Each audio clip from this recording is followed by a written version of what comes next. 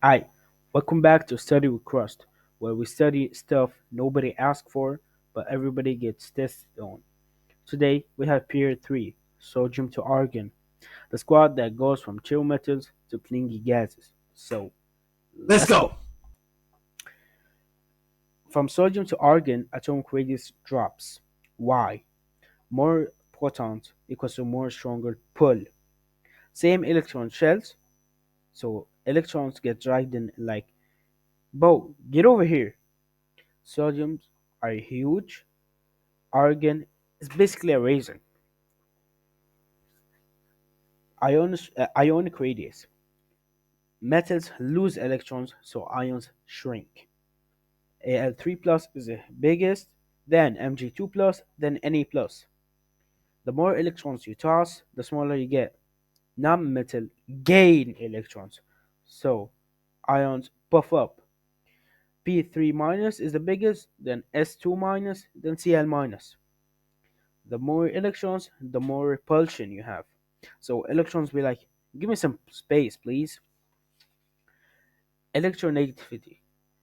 So from left to right, atoms get smaller, more protons, so nucleus grips on electrons tighter. Na is chill. Mg has a mild interest in the electron. Al says, come here. Si says, you're mine. P and S says, gimme. Cl, you are mine now. Peak cling energy. So why does the bond change? Na2Al are metals, so metallic bonding. Delocalized electrons swim around ions. A higher charge is a higher bond in strength, so higher melting points. Si is a giant covalent. It has a 3D grid. You need more energy, and the energy needed to break it is insane. P4, S8, and Cl2 are simple molecules. Their intermolecular forces are weak. Argon is a single atom. It has zero bonding, zero teamwork. It's just floating. Sodium is the dunk king. Sodium reacts quickly with oxygen to form sodium oxide, Na2O. When it hits water, it produces sodium hydroxide, a very strong base, pH of 14.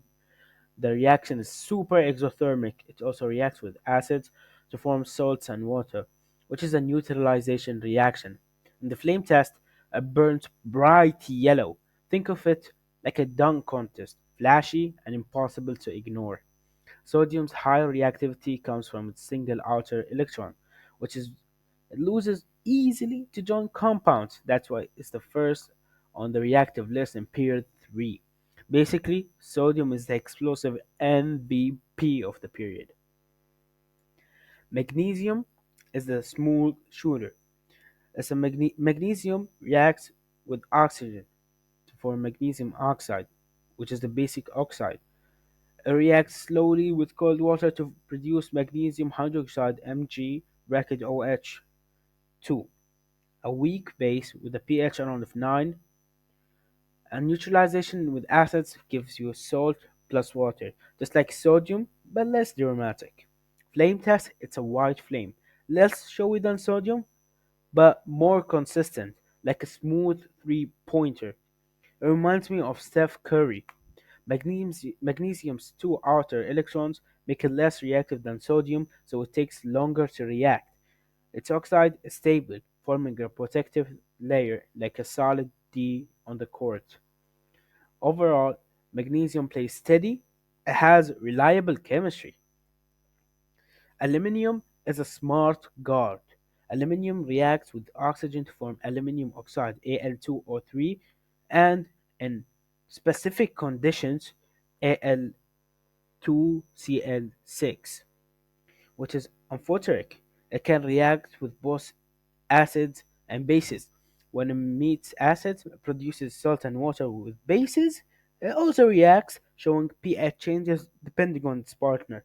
With water alone, it barely reacts because the oxide layer protects it. Utilizations with acids make aluminum salts. Flame test, It's not visible because it's not that flashy. Aluminum has three valence electrons, so losing them is harder compared to Mg or Na, making it more controlled. Think of it as a smart guard on the court, making efficient plays without overreacting. And now we have silicon, the playmaker. Silicon reacts with oxygen to form silicon dioxide, a giant covalent network solid. It does not react with water because the lattice is too strong,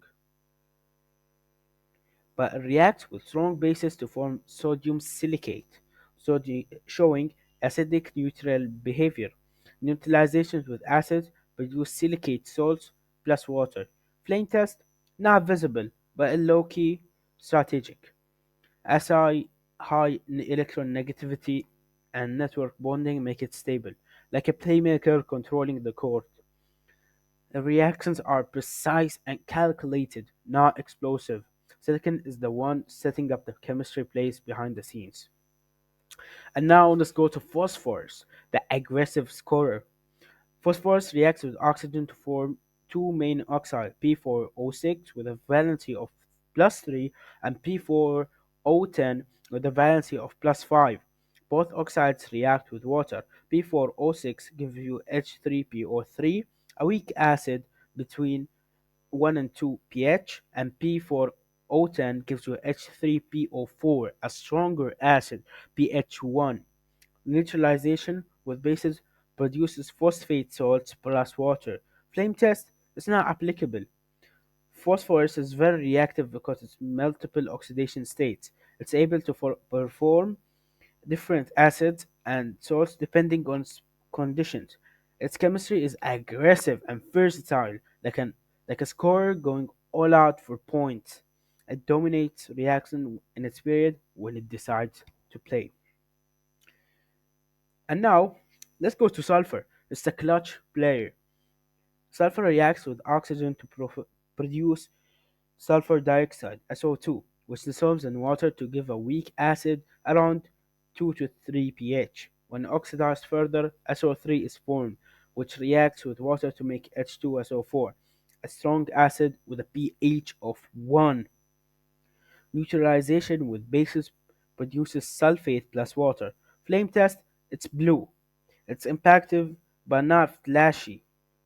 Sulfur has a small atomic size and high electronegativity, makes it reactive but controllable. Its reaction escalate like a clutch player making key plays in the final seconds. Sulfur's chemistry shows both precision and intensity. I think you would ask, why did you not talk about argon in the reactions? Argon is a noble gas. It's completely inert, does not have no oxides and no acids and no bases, no flame, nothing. Both are part of the squad but don't play actually on the chemistry court. That's why we focus on Na2S for reactions. And we don't talk about chlorine because it's a gas and its reactions are mostly with metal or aqueous solutions. So we skip details reaction for peer 3 focus. So thank you for listening. See you more in physics, math, or chemistry uh, topics. And goodbye.